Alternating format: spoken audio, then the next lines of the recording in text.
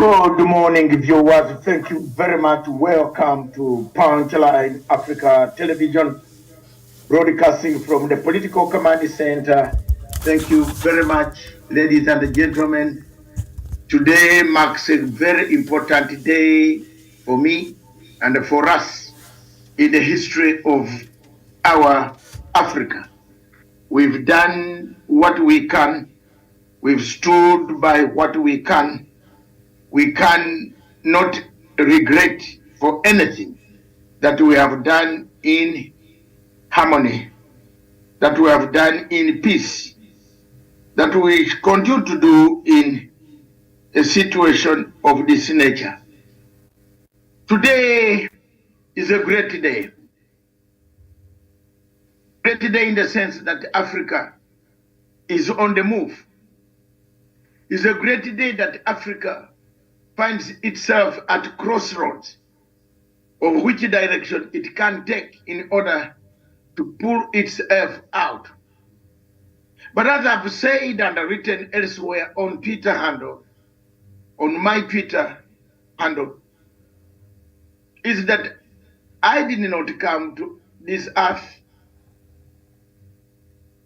to fear.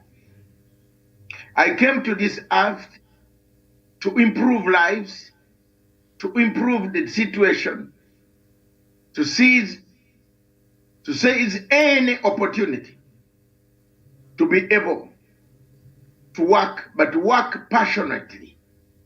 Not to work for money, not to work for medals or rewards, but passionately serve to change the face of humanity across the globe, and in particular, my Africa.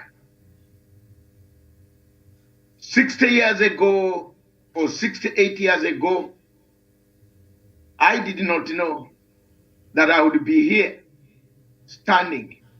But I came out of the world, I came to the world to face it, but to face it with dignity, with morality, with a sense of equality, the sense of togetherness, unity, the sense of serving your neighbor before you serve yourself, the sense of looking after your other people who need your help. That is my passion. And that's the passion that has made me to look at Africa. If you look at all the situations that have fallen in Africa, I've stood from Zimbabwe. When nobody liked Mugabe, I stood for Mugabe.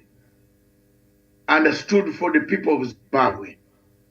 And told the people of the world, told Tony Blair, that engage Mugabe instead of isolating Mugabe.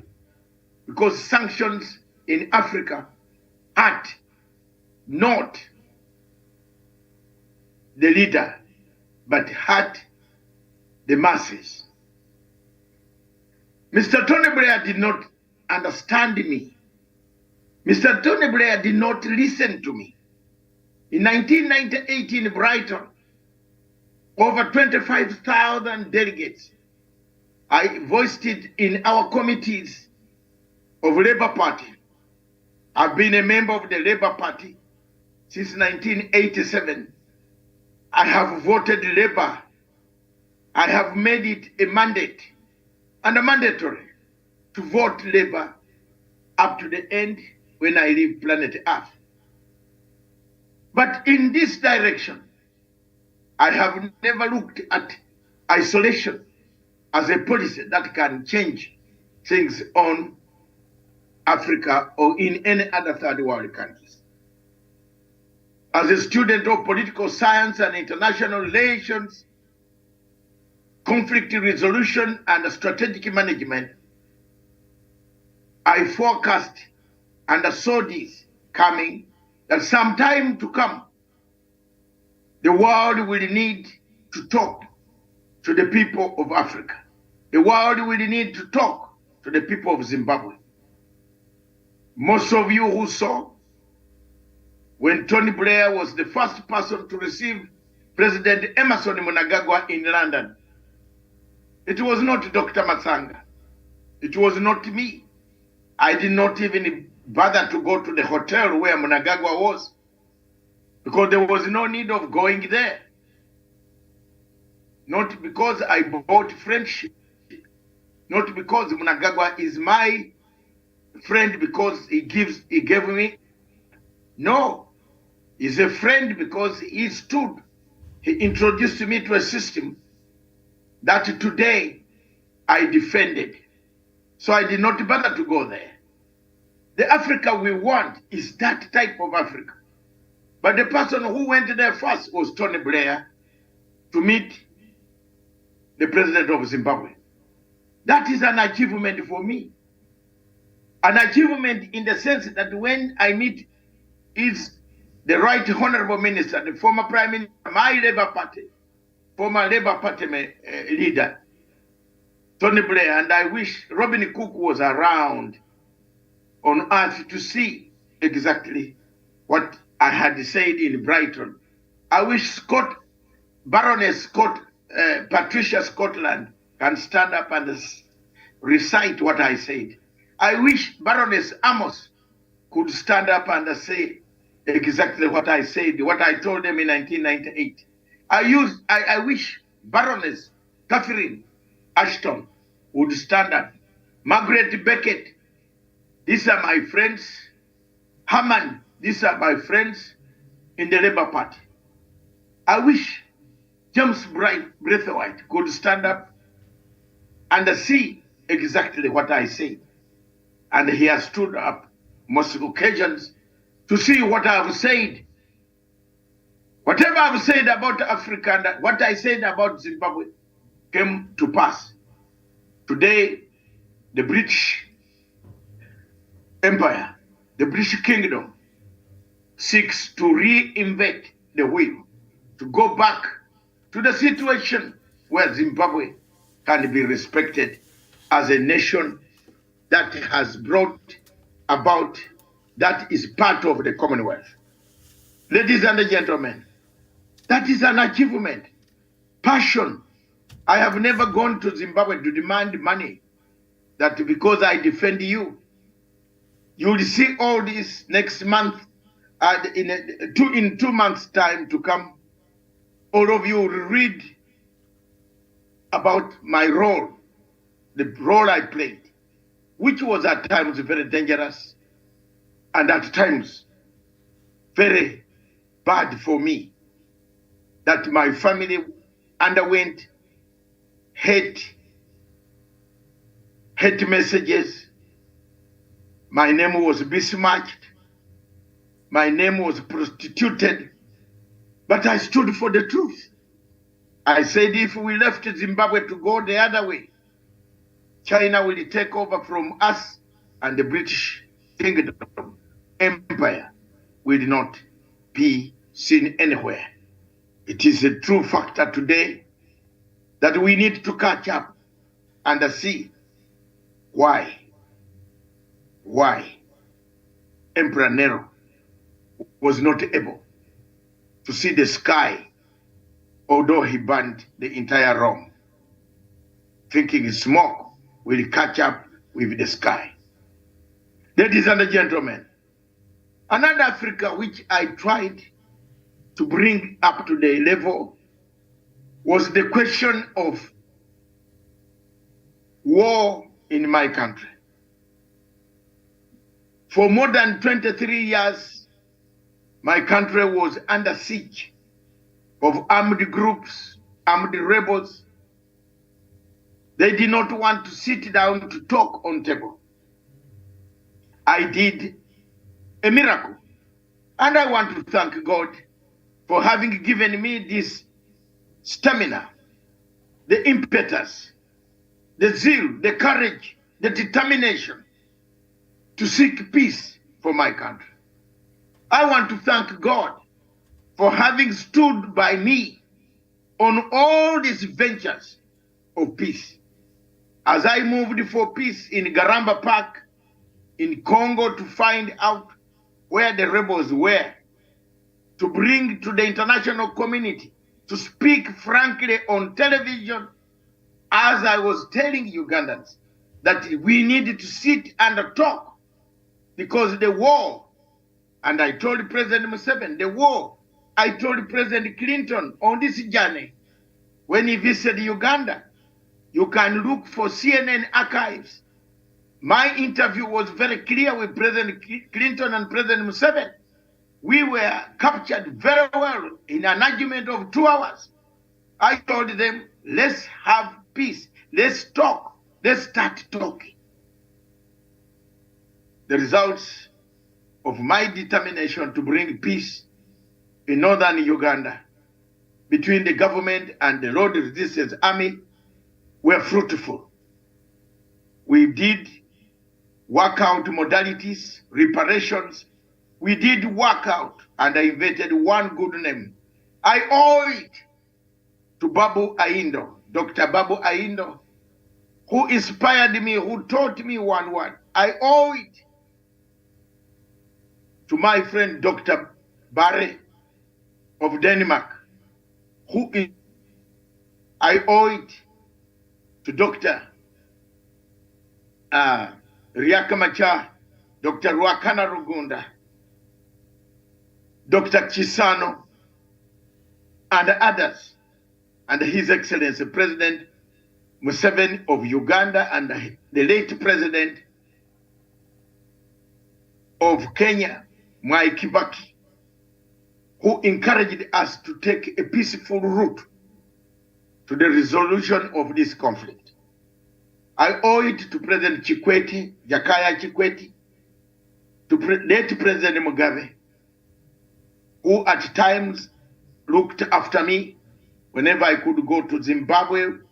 I owe it to Emerson Mnangagwa, who could look after me whenever I could go to Zimbabwe. The late General Vinavashe, to General Constantine Chiwenga, who are personal friends, whom I've visited their homes, stood, ate in their homes, in their compounds, in their rural areas. I thank you for all the encouragement you told me to go, and I owe it to Joseph Kabila, the president I met. I owe it to Omar Bashir, the president I met and discussed the issues of Uganda, peace in my country, Uganda. President Salva Kiir, he wouldn't ask who Matsanga is. None of these people can ask who Matsanga is. I owe it to Ban Ki-moon, who knew me personally. I owe it to Guterres, who was by then in Sudan, Khartoum,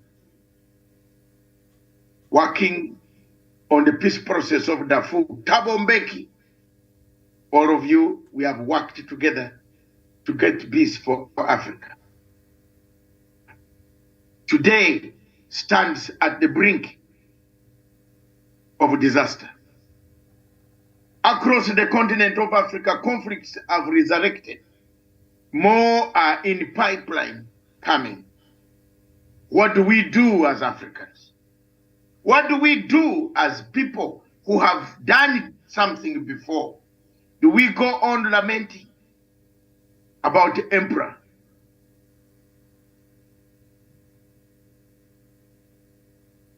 We talk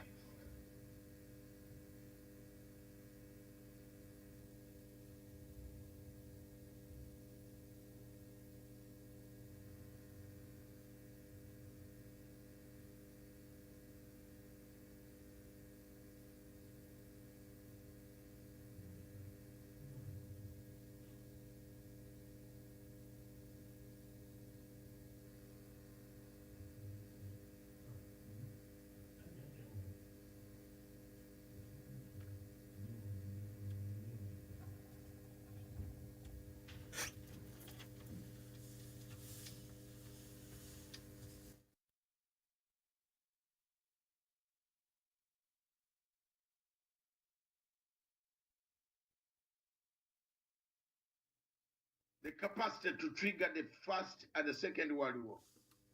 But we had the capacity to be part and a parcel of both wars because we have veterans on our continent of Africa.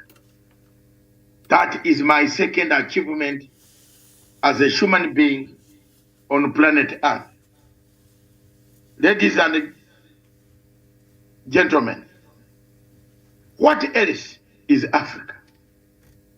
What else can we do to become part and a parcel of the Africa we want? Is it the way that we have done our things that has caused us quite a lot of difficulties? What has made Africa look like a child that needs help all the time? Why is it we don't make our last stand? Why is it that we don't make a stand and say enough is enough? Why don't we take positions? Why is Africa afraid of taking positions? Like the two positions I took. Nobody liked to hear the name of Mugabe in Europe. But I risked myself and stood for Europe, for Africa, and I said, don't isolate President Mugabe. Engage Mugabe so that you can make a better Africa. Engage Mugabe so that Africa can change. Engage Mugabe so that Zimbabwe can change. Contain him. The people did not listen as to why we did not engage Africa. Is this the Africa that we want? Yes, we want a better Africa. An Africa without wars. An Africa without conflict. An Africa that inspires hope. But where is the hope here? Where do we have the hope? Where do we get the hope when we have no hope? When do we get the solutions when we have no solutions? I agree with His Excellency President Dr. William Ruto of Kenya on this one. On the Pan-African front, we agree totally, 100%. And Your Excellency, this message will reach you. I have no qualms on the Pan-African front, and I will stick on that line. I will always maintain the support, the Pan-African vision, just as I support the Pan-African vision of President Museveni. I have no regrets. You can hate me on any other things, but not me as a Christian, an Anglican, to face the truth on Pan-Africanism. That is the value that I hold. That is the value that I intend to have as an African. I have no regrets for that. We agree on issues of Africa. Why should Africa be borrowing, begging, yet we have the resources which we can utilize all the time? This begs questions. Therefore, ladies and gentlemen, my bold step number 3. Those are 2 bold steps that I've done in my life. The bold step number 3. Way back in 2005, the International Criminal Court issued warrants of arrest for 5 commanders of the Lord Resistance Army. These warrants were issued in a very unclear circumstances, disregarding and under Article 15, Article 13, of which the chief prosecutor can utilize any type of powers to issue warrants of arrest. But what rocked my heart was the manner of selection of type of justice which was to be delivered to the people of Uganda. It was true, and it is true, and will remain true, that a war is not fought by one side. A war is fought, that's why it is called a war. It has two sides. There is a warring party, advance party, and a re-engaging party. That's why it's a war. There are two sides exchanging not water, but they all kill each other. And it is called a war. It's the act of violence where each side is trying to outsmart the other. So you cannot call it not a war. It is a war. And a war, in such a sense.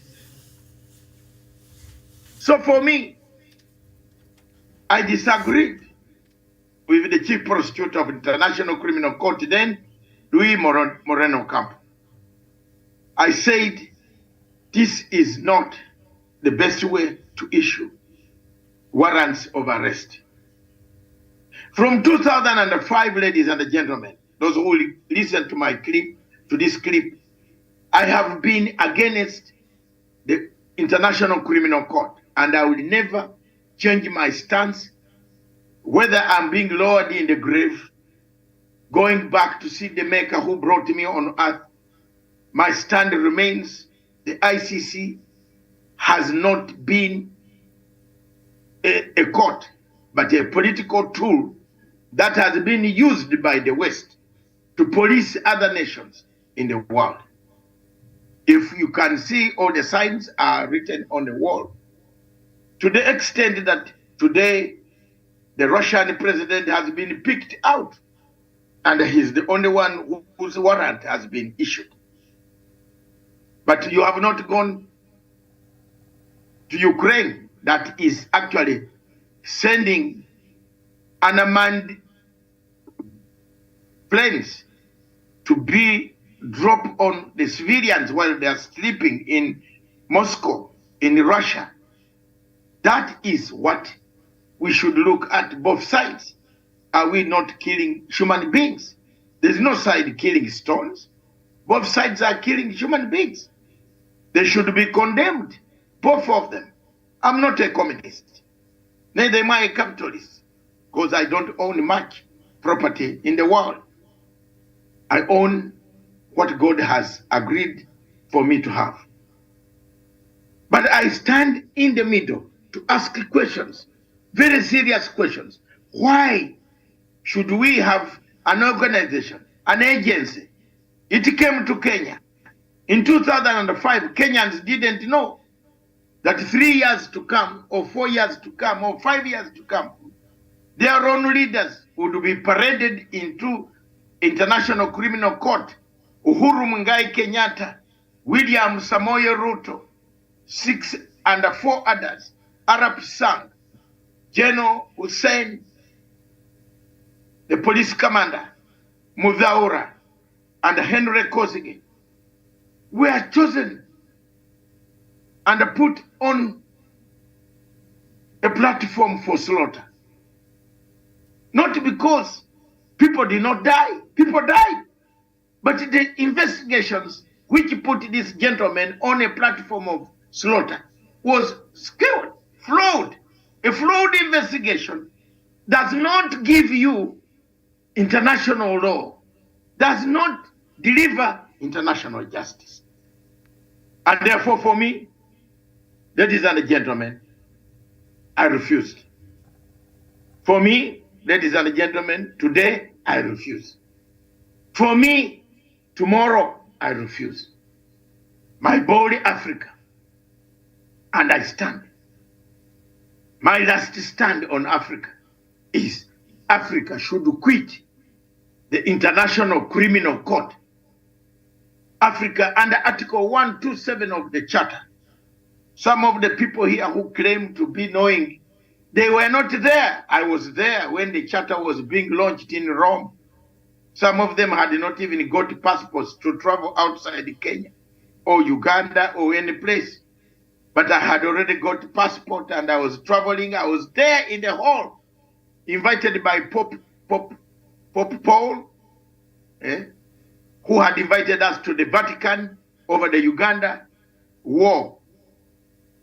and at St. Gideon, who were preparing a summit, said there was another summit of opening International Criminal Court. Do you want to attend? I said, yes, let's go. We all went, Dr. Bitter, wherever you were. You remember that trip from the St. Gideon's offices into the hall in Rome. We sat there as Kofi Annan was unveiling his ICC gadget. I did not know at that time that this was a very dangerous, it could become a dangerous tool to harass, mutilate, and subject Kenyans, subject Ugandans, subject the entire Africa into a situation where things were so bad. Ladies and gentlemen, therefore, the third strand of my bold step that I've done and which I want to read to stay here today is Africa must quit. I will always campaign for Africa to quit the ICC. I don't care about what Karim Khan says. I'm not bothered about Karim Khan because Karim Khan himself was a defender against the same ICC. So he has no credibility to challenge a man who has not changed his stand. I have not changed my stand, but Karim Khan has changed his stand. He's now the chief prosecutor. The other day he was against the same office. Today is for the same office. Opportunism. I do my things for one thing, passion. I don't do my things for money. I want those who get this step to understand. I cannot be the same person yesterday who talked about the ICC and then turn up to work for ICC tomorrow morning. So what credibility do you have? Even if you have degrees of 2 million, you have no credibility. My stand against International Criminal Court is still valid, very sound. I still don't like it. And I'm glad that the Americans, the Jews, the Israelis, and other nations, China, Russia, India, Brazil, have joined me. Who are you in small Africa? Who are you in Africa? A small country in Africa, you are struggling to join International Criminal Court when a big power safeguards its interest. When a big power says no human being of my country will be charged in this court. And who are you, an African without a road, without clean water, without electricity, without money, without food, without everything, to say I want to struggle to remain in the International Criminal Court? I have said this, I stand firm, and I believe one day it will be upon us to make judgment whether I was right or wrong. Ladies and gentlemen, I would like to say one thing today as I come to the conclusion that today we are here. We've done our best. We have looked at the wars in Africa. Biafra, the people of Biafra need to stand to be helped. The Biafrans, Mr. Tinubu, you realize have brought down most of the pressure on you to allow you to settle in the office and ask you to release this young man called Nnamdi Kanu. The more you keep him in prison, the more agitated the people remain talking and working. But if you release him to go, and make noise, wherever he makes noise, and you will govern Nigeria, but allow the younger man. My plea, Mr. Tinubu, I'm writing a letter to you Again, like the letter, I am not confrontational with you because I want you to make a better Africa. I was confrontational with Buhari. For Buhari, it is do or die. It is the second time he has made Africa suffer. One, the first time he took over by military coup and killed people, abducted Umar Diko from London. I was there, I saw with my eyes on TV how a man could master to abduct another human being and put him in a coffin to take him to kill him. I will never forgive Buhari. I've not forgotten. But for Buhari, the papers in London will wait. The judges will make a ruling for us. When you come for your treatment, please change your hospital. I just warn you as an African. I don't want to see you the Pinochet way in London. That one is done. For Mr. Tinubu, I'll give you the element of starting up. You have a new government. Release Nnamdi Kanu to go home.